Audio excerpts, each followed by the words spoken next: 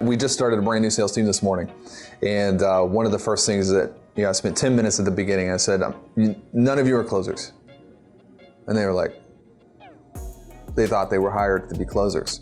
I was like, you're advisors. Because a closer is, even the language of it is like, what do you do? Well, I close people. I'm a closer. Well, what happens when you're confronted with the person that doesn't need to be closed? It's not that you can't close them. It's simply that they don't need it. What do you do? Well, a closer will just close them. I don't like that. So you're an advisor. Your job is to instruct and advise on the most ethical path forward for what they need. And so that's the first rule. The number one job on a sales call is to help the prospect make the right decision for them. That's the job. That's what you get paid to do. You don't get paid to take their money. It's not gonna work. The second rule is most times what is best for the prospect is it inside or is it outside their comfort zone? Completely outside. It's gotta be outside or they would have already done it, right? That's the second rule. The third rule is, clients and prospects will fight to stay inside of that comfort zone. And so there's a dichotomy here because your job is to advise them on how to grow. But if growth was comfortable, they wouldn't need an advisor. And so there's a tension of, I'm gonna have to help you see that being uncomfortable is the best thing for what you want. And so you gotta be comfortable with me. I'm not gonna partner with you today. I'm gonna partner with you tomorrow, next week, next month.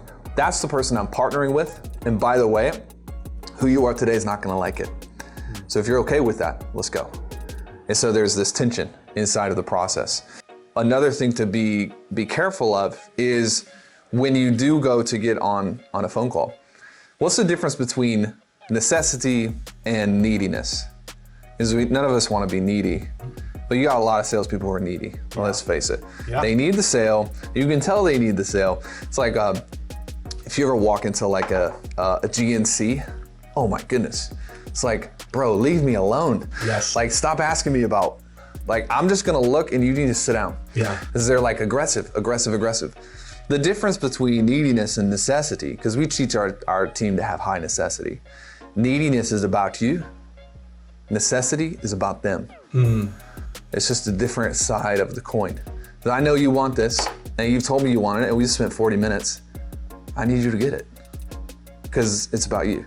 My necessity here is high, because if I don't, assuming you got kids, you got a family, you gotta let them all down, what's gonna go on? What's happening here? Where in your psychology are you in one point of the conversation saying, this is what I'm called to do, and at another point of the conversation saying, oh, no, I can't do that. There's a tension here, and you get to decide, who am I gonna partner with? Do you want me to help you today, or do you want me to help you become who you need to become tomorrow? And we call this moral authority.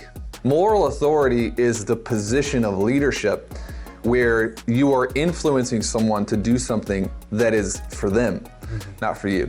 And leaders lose moral authority when they begin to use their influence for self-service. That's when you lose moral authority. If you go into some of the greatest missional companies in the world that have survived a really long time, key there is missional. You'll see them over and over and over make decisions that weren't good for their investors that month, but they were good for their investors over 10 years. And what we teach our team here is what's good for the company is good for you. What's good for you is good for the company. That's moral authority. And you can deploy this same thing on your calls. And it sounds like this.